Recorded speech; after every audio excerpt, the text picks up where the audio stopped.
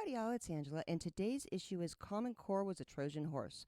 As many of you know, back in the day, I was a researcher for a while for Glenn Beck, and I worked on a whole lot of stuff, including George Soros, the Arab Spring, the being George Washington, restoring courage, restoring love, and his homeschooling stuff. In fact, at the time, I was homeschooling my daughter while I was researching for him, and we made several appearances on Liberty Treehouse.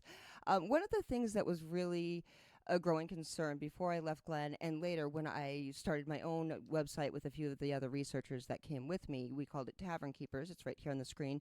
It's actually not live anymore, but if you're interested, you just have to look it up on the waybackmachine.org, which is the, as you can see up in the top corner, the archives.org. Anyways, so moving on. This is part 2 of a series I did called Common Core, the Common Core Agenda. And yes, I know it has a 2A. It wasn't meant to, but it's a 2A, part 2, Architects and Profiteers. I wrote this in May of 2013. So this is 7 years old, okay? But I was sort of laying out where this is heading, was heading, and I think it's all playing out very well in the streets today. So this is an extremely long article, guys. As you can see, it keeps going on and on and on. It was one of those times where I was like dug in and I couldn't stop myself. I just kept following every bunny trail. But this one is important, I think, because it does lay the roots of it. And I'll try to sort of skip around and be as concise as I possibly can. I'll start off. As I mentioned in the Common Core Agenda Part 1, we all know that the American education system is failing.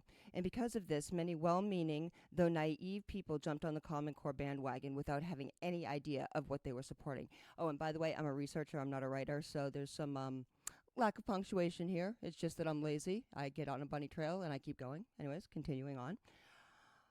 On its face, Common Core sounds fine. There's absolutely nothing wrong with having a baseline standards in education agreed upon by the several states and applied on a strictly voluntary basis. In fact, in some ways it makes a lot of sense, but that's not the reality of Common Core. This is something that good, smart people like Carol Burris, principal of Southside High School in New York, who in 2010 was also named New York State Outstanding Educator by the School Administrators Association of New York State, she's now starting to realize. Back when Common Core standards were first presented to the states and educators, they were still in the theoretical stage. As I wrote in Part 1, the states were coerced into adopting new standards before they were even written, if they wanted to receive any federal money. It was during this period that Mrs. Burris co-authored a book, Opening the Common Core, which, according to an op-ed she recently wrote, sang the praises of rich curriculum and equitable teaching practices, not about testing and sanctions. We wrote it because we thought that the Common Core would be a student-centered reform based on principles of equity. Now that it's here, however, Mrs. Burris has had a change of heart. See, I am not a writer. I'm so wordy. Admitting that she was naive, she says, the promise of Common Core is dying, and teaching and learning are being distorted. The well that should sustain the core has been poisoned.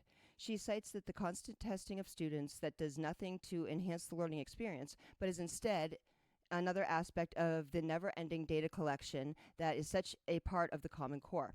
She rightfully questions the new business model as well and asks why companies like Pearson, which receives multi-million-dollar contracts to create tests for the state, should also be able to profit from producing test prep material. They also, by the way, do make they print the books as well. They help set the curriculum. They then started, let me carry on. This is a long-standing goal that has been, excuse me. So as you see, Mrs. Burris and others fail to understand that from the get-go, Common Core has never been about providing better education for our kids. It has, in fact, always been about propelling a larger initiative in ideological warfare. It is about stripping the states of their constitutional rights to create school curriculum at the local level and replacing it with lessons of secular ideology, environmental extremism, American apology, and global citizenry. And perhaps most importantly, it's about control. This is a long-standing goal that can be traced back to 1984 and beyond, vis-a-vis the United Nations educational arm known as UNESCO. According to Article 1 of the UNESCO Constitution, the United States Educational, Scientific, Cultural Organization, UNESCO, was established in 1946 to contribute to peace and security by promoting collaboration among nations through education, science, and culture in order to further universal respect for justice, for the rule of law, and for human rights and fundamental freedoms, which are affirmed for the people of the world without distinction of race, sex, language, or religion by the Charter of the United Nations. Sounds pretty, you know, straightforward, doesn't it? But as we all know, that language is not straightforward. Anyone familiar with the United Nations Agenda 21? And I know it's, by the way, again, I know it's been updated, but this was written in 2013. So anyone familiar with the UN's Agenda 21 initiative will recognize the UNESCO's Common Core in their 1984 methodology guide, in which the group explicitly defines their Marxist agenda. Written by the grandfather of Common Core, Robert Mueller, former UN Assistant Secretary General Chancellor of the University of Peace, okay, who said, at the request of educators, I wrote the World Core Curriculum, the product of the United Nations, the meta-organism of human and planetary evolution. Wow. As blogger Cheryl Eager properly surmised on her site, the goals were then, as they are now, absolutely in keeping with the Agenda 21, or with the goals of Agenda 21. The curriculum must be strictly secular and equitable in its teaching of the nations and the world. Redistribution of the wealth is the standard because there is no private property, only collective ownership of the planet. Therefore, the Common Core curriculum must take a pantheistic, I can't speak, I get really tongue-tied, guys, I'm sorry, approach to, and while excluding one form of extremism, i.e. Radical Islam, it embraces another one, extremism, environmental policy, for example.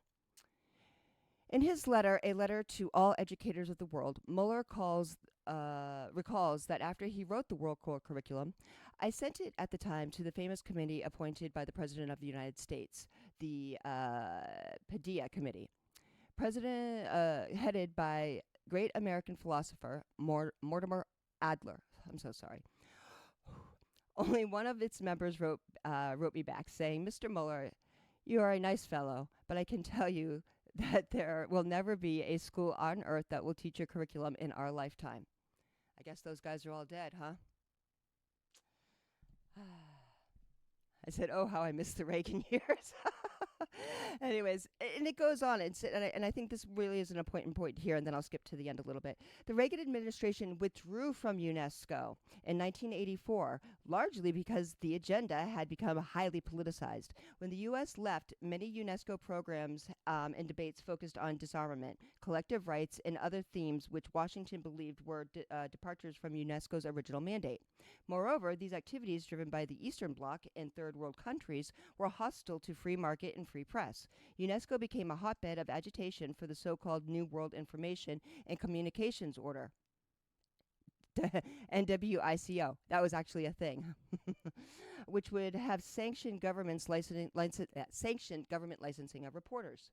The Reagan administration also criticized UNESCO for its top-heavy, over-centralized bureaucracy.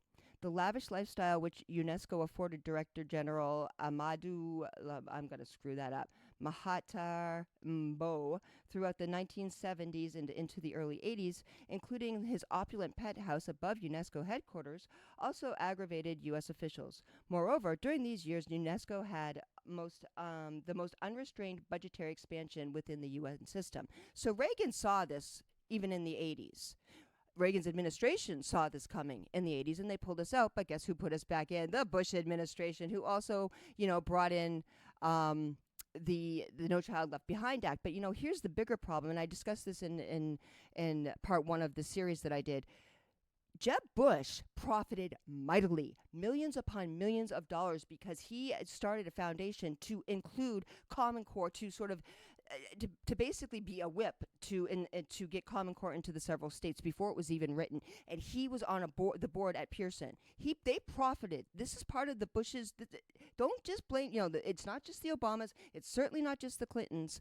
It's also the Bushes. They profit from what they do. We also have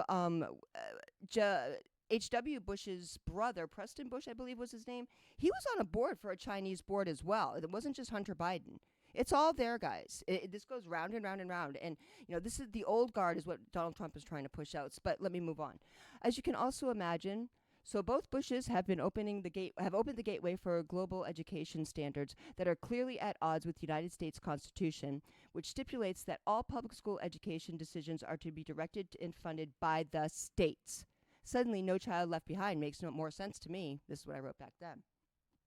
It should also be noted that the Foundation of Excellence in Education is funded in part by the generous donations, of course, by the Bill and Melinda Gates Foundation. Shocker, right? So the National Governors Association, with the funding of the Bill and Melinda Gates Foundation, helped incorporate the Obama Achieve program in partnership with the National Governors Association, and they all profited from it. These politicians profited from their Marxist ideology, the Marxist insertion, or the insertion of this Marxist ideology. As you can tell, I'm getting all flustered. So I will post this in the whole article. I'll post a link in the comments. But let's move on, because this distortion didn't just end with, redistribution of wealth and whatnot. They took away our children's ability to reason. So I made to help organize my thoughts, I made a little slideshow for y'all. So let's get started on that. This is a new try for me, so let's cross your fingers. And present. So I grabbed some materials, and I will credit them as well, but I grabbed some materials, so here's my copyright. If the purpose for learning is to score well on a test, then we've lost sight of all the real learning for reasons for learning. We have the evidence. From not understanding the meaning of free speech or protesting to calling for the end of the Electoral College. From tearing down statues of Frederick Douglass or to cheering communism, the evidence is overwhelming. We have failed our children and our country. Part of the Common Core directive was to get rid of expendable classes. We had their core, but what was outside the core? Outside the core was art, music, and physical education. In many schools, they've even eliminated recess for the younger kids. That's crazy. They need that. It's part of their development. It's part of the socialization. But let's look at what art does for kids. 5 ways kids win with arts: social development, creative outlet, academic performance, intellectual development, and out-of-the-box thinking. Music, my God, music helps with organized thinking, speech, movement, balance. It's music and math are on the same wavelength for thinking, and it really helps you hone your math skills. And then PE, my goodness, how in the age of fat and Michelle Obama trying to, control the food diet, are they taking away the gym classes in the recess? It doesn't make any sense. They're controlling our food and limiting our kids' activity. Penmanship. Our kids can't read cursive. They can't write cursive. This isn't just a byproduct of laziness in the education system. This is a goal, so they can't read our founding documents, guys. This is scary. So what happens when your kids can't read your founding documents? They're distanced from them. They don't have any attachment. They don't have any nostalgia. They don't have any association that links them to the past and the idea. The miracle that is America. I mean, the miracle that we're here this long, but the idea. America is an idea. We're not a hereditary monarchy. We are not a native peoples. Unfortunately, we conquered, but, people, man in general, are conquerors, so, get over it. But when you don't have any attachment to your past, you don't bring it forward. You don't teach it to your kids, and that's what's happened here. Math. Have you ever gone to a store and asked and paid cash and tried to? Millennials cannot, actually, even many adults cannot count change anymore. It's actually a little scary. It's disturbing. I can do it in my head by the time they're waiting for the register to pop up. Yeah, I have a little bit of a knack for doing basic math in my head fast, but beyond basic math, I can't do it. But in the past 15 years, since we've introduced Common Core, according to edsource.org last year article, and the link is in here. Anyways, U.S. math scores remain flat 15 years on. Oopsie. So sorry. No. U.S. math scores have not budged significantly since 2003. On the program for international student assessment, and the country ranking is 31st among 77 education systems worldwide, according to a report. On the fall 2018 results released Tuesday by the National Center for Education Statistics, which is part of the U.S. Department of Education. In the last decade, California, 40 other states in the District of Columbia have adopted Common Core, new academic standards in mathematics and English language arts. Many states, including California, have also adopted new science standards, all of which have required major shifts in instruction. But compared to other countries, test results have shown there's a long way to go before these reforms can be dubbed a success. It's been 15 years, folks. How long should we keep doing this? Why are we veering away from the tried and true? This is silly, because it's about power. It's not about bettering our kids, and if it were, we would have taught the children in the street that there is a system when you don't like that something's happening. There's a way to redress your grievances with your government. But apparently they don't know that, and they also don't know whose statues they're tearing down and why those statues matter. But I digress. We weren't taught literature, because part of what Common Core did was take away the foundational literature that many of us, the classics that we grew up on, and they replaced it by executive orders. They replaced it with reading legislation. They replaced it with documentation and bureaucratic just language rather than literature. They took away critical thinking. They posed, for example, executive orders and the opinion as to why this was right, but they didn't provide a critical analysis of the other side. And when they did, it was obviously very skewed. So what they've lost is they don't understand, they're not familiar with George Orwell. One does not establish a dictatorship in order to safeguard a revolution. One makes a revolution in order to establish a dictatorship, from 1984. They would recognize what's happening, would they not? I do. They would know this one, and I know this one's been going around the interwebs a lot, but every record has been destroyed or falsified, every book rewritten, every picture has been repainted, every statue and street building has been renamed, every date has been altered, and the process is continuing day by day, minute by minute. History has stopped. Nothing exists except the endless present in which the party is always right. Sounds like China, but we'll get to that in a moment too. They would know, Atlas Shrugged, perhaps, Ayn Rand. Let me give you a tip on a clue to a man's character. The man who damns money has obtained it dishonestly. The man who respects it has earned it. Ayn Rand, Atlas Shrugged. They would know that what they're doing in Portland and with their little autonomous zones all over the country, they're little more than Lord of the Flies. They would know that the Biden candidacy, they would understand what the Wizard of Oz is, and they would be able to look at it critically. Even the movie, if not the book, which is so much better, but even the movie, they would understand that the great and powerful Oz was nothing. They would understand that Joe Biden is nothing more than the great and powerful Oz. They would see that cancel culture has been predicted and lived throughout history and literature. And not only have we had countless authors, we can look at it like I've written here. We've got Salem, Russia, Germany, China, North Korea, Cambodia, the American Puritans. And I wanted to pull up this article because this person scares the crap out of me. No joke.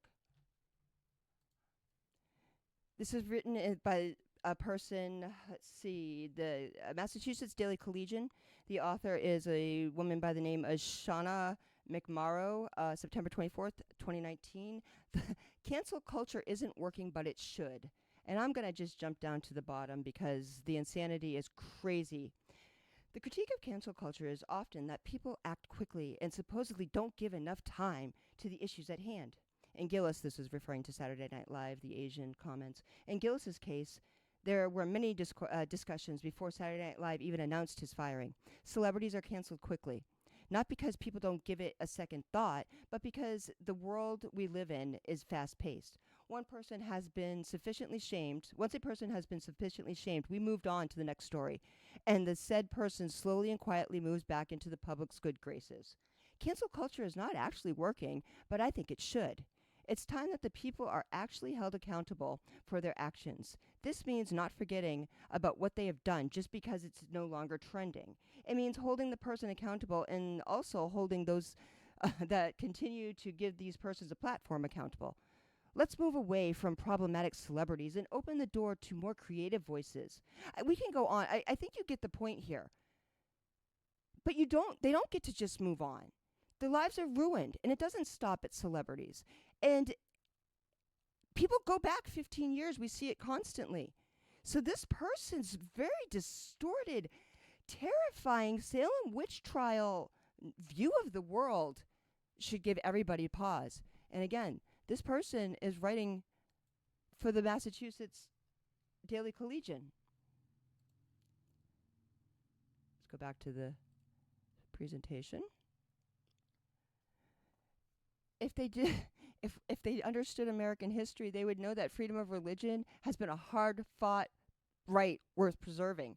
It wasn't just one side. We had Jews who were persecuted. We had Catholics who were persecuted. We had Quakers persecuting Puritans. We had racial persecution as well.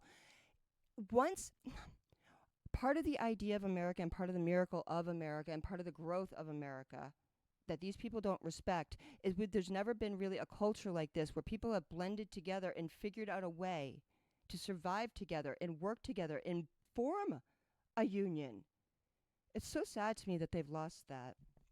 Mary Dyer was one of them, and I'll put her link in the comments below. They would have read John Locke. Government has no other end but to preserve the party. But Common Core took away these basic things. They would have read Thomas Paine. The greatest tyrannies are always perpetrated in the name of the noblest causes. To argue with a person who has renounced the use of reason is like administering medicine to the dead. He's right. The body of men holding themselves accountable to nobody ought not be trusted by anybody. Hello, Democrats. Hello, governors. Hello, mayors. Hello, district attorneys. Men often oppose a thing merely because they have had no agency in planning it. We should learn from this one. Or because they have been planned by those whom they dislike. Thomas Paine, The Crisis. Have we thought about that with the inner cities? Have we thought about that with Tim Scott's opportunity zones? These people are becoming part of the discussion when the businesses move in with community leaders and they discuss and they hire within. But these Black Lives Matter, Antifa, Pacific Northwest children, and all across the land, I bet you could probably trace the Common Core education to whatever cities and states are burning. They would know that James Madison was freaking brilliant. He learned Hebrew just so he could understand, and Greek. He learned these two languages just so he could, and Aramaic, my God. He learned these languages just so he could understand the Bible better, so he could get closer to the words of the original writers. Because the original mattered to him. Words matter. That's what that meant. The translations are skewed and distorted, and we're living in a world of skewed and distorted translations. But James Madison said a happy union of these states is a wonder. This is what I've been saying, guys. Their constitution is a miracle. Their example, the hope of liberty throughout the world. James Madison wrote that in 1829. And look at his writings here. These were his notes about the Articles of Confederation and what needed to change, federal authority, and so on. He studied, he researched, he drafted. This is a hard read, Federalist number 10. So I'm just going to paraphrase it here. Federalist number 10 shows an explicit rejection by the founders of the principles of a direct democracy and factionalism. That's what the Democrats are trying to introduce. That's why you have Antifa, you have Black Lives Matter, you have the Marxists, you have Farrakhan on his rise. I don't know where these white supremacists, but apparently they're on the rise too. So let's not exclude them from the party. But factionalism and argue that Madison suggests that a representative republic is more effective against partisanship and factionalism. This is why we don't have a democracy, because a democracy is mob rule. But you know what? This is dense reading. I can read it in my head, but reading it out loud is sort of embarrassing, so I'm going to spare you guys that. They also don't know that Alexander Hamilton, who they love to mock, he was an orphan who rose out of nothing to become the first Treasury Secretary of the United States. He developed a foundational economy that helped change the world. The capitalist economy did not exist before Alexander Hamilton. But he, as many of us know, he was shot in a duel, but his wife lived another 50 years, and she dedicated her life to orphans. Orphans. The orphanage that she started in 1806, that she got the funding for in 1806, that she that laid its foundation stones in 1807, and that she became the director of in 1821. It still exists. It's the longest existing nonprofit, privately held child welfare agency in the country. This is what our founders gave us. It wasn't slavery. Stop that. Stop being stupid. And again, I go back to immigration with the Chinese and Irish and Italians. Look at these things. These were people who were marginalized, and these were people who rose above the oppression from their countries, came here and rose above prejudice. They didn't necessarily do it in one generation. Some did, some didn't, but it was the land of opportunity, and it still is. Why is it that people can come here? Okay, let's take a Joe Biden example where you have a Pakistani running a convenience store. Why can a Pakistani come here and run a convenience store within a month, but we can't have our own people doing these things? Because we don't teach them about the opportunity. We teach them white people are keeping them down, and it's not true. Discrimination, as I just said. Up here in the top left-hand corner, we've got an Irishman and a Chinaman eating Uncle Sam because they took our jobs. And, they eat Uncle Sam, and then along right over here comes another Chinaman, and he eats the rest of the two of them. And over here, Irish need not apply. Down here, we have brawling drunken Italians and the paddy wagons, and send them back because they're disgusting. That's what that is. And then during World War II, we all know about the internment and the allegations and the suspicion of the Germans and the Italians and the Japanese. But these things, everybody's been a victim at some point. Every race, color, creed, everybody's been a victim. But part of the thing that makes them survive is themselves. They survive. They don't need a government to help them survive. They escaped oppressive governments and found their ways here and made it on their own. That's why I know when people say you want equal outcome rather than opportunity, no, get the hell out of my way, because I know that people are amazing and they will do amazing things, but they don't know about world history. They don't know about the Bolsheviks and the anti-Semitism. They don't know that Bill de Blasio's hatred for Jews is rooted in his Marxist origins, his Bolshevik leanings, his Marx idolization. They don't know that in the Terra, we're going to try this real quick.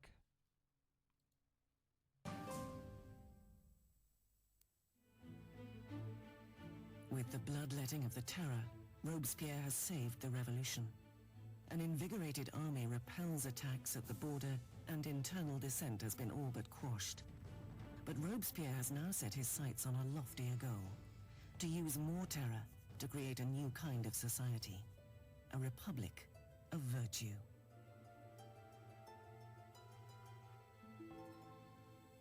By virtue, he means civic virtue. It's an active principle for Robespierre. For example, you cannot be a virtuous citizen by simply obeying the laws and keeping your head down. You must actively be involved in the work of the state, and that includes for Robespierre destroying the enemies of the state. On the 5th of February 1794, Robespierre gives a speech outlining his philosophy. Terror without virtue is disastrous, he declares, but virtue without terror is powerless. He associates terror with virtue. Terror at that moment becomes in his thinking an instrument by which you create virtue. But others disagree. For Danton, the revolution is heading down the wrong path. He and his followers, the Dantonists, believe it is time to bring terror to an end. It has served its purpose, and is in danger of feeding the revolutionaries into their own fire. By the spring of 1794, things are beginning to go better. The food situation is no longer so bad, and the war effort is going better, and Danton is basically saying we need to get a new footing for the government. We need to move to a kind of normalization. Robespierre believes it's too soon. Danton will start organizing a group to argue that we should end the terror. Robespierre will see this as a direct threat to the government. He will not see it as just a difference of opinion about the direction of policy. He will see it as potential treason. And in Robespierre's Republic of Virtue, there is only one response to treason. The Dantonists are rounded up and quickly sentenced to death. So here's the thing. I played that because I believe the Democrats are Robespierre. I believe that if any of these people studied history, they would see the correlation. I think they've created a monster in the streets, and I think they've created a monster within themselves, and they're not getting it, and they want to keep on. But there are those that are saying, no, we've got to move on. Even Joe Biden, no, we've got to move on from all this, violence and anarchy. I think that Democrat leadership and AOC and the like, I think there's an arrogance there that they think that they can control the masses. But you know what happened to Robespierre? If you've studied your history, you know they beheaded Robespierre in the end because he was a tyrant. Democrats are tyrants. History teaches us our lessons. We're living through this in a much, a less bloody way, but it's pretty bad. They would know about Mao's Cultural Revolution. Mao Zedong Wansui lived 10,000 years. In 1966, Mao Zedong had a problem. The Chinese leader, who had led a peasant army to victory in the Chinese Civil War and established the Communist People's Republic of China in 1949, was getting old. Worse, his radical policies had devastated the country and triggered the deadliest famine known to human history. By the early 1960s, Mao's once great influence and public presence were at an all-time low, and there were rumors that he was dying, or even dead already. He needed to find a way to seal his legacy as the face of Chinese communism, and a new revolution to lead. It started in a river.